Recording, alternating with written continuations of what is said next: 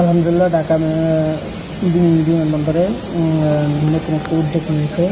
দেখুন লাগেজে নামাবার সময় সকল ধরনের ভিডিও অত ডাউনলোড হবে এবং কি রেকর্ড হবে।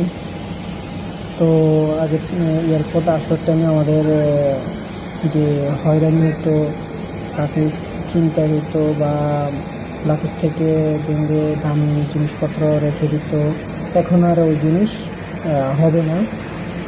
এখন নতুন ম্যাজিস্ট্রেট এসে সে তার নিজের হাতে প্রত্যেক কর্মীকে তার গায়ে লাগিয়ে দেয়, কীভাবে লাগেজ নামাতে হবে তাও দেখিয়ে দেয়।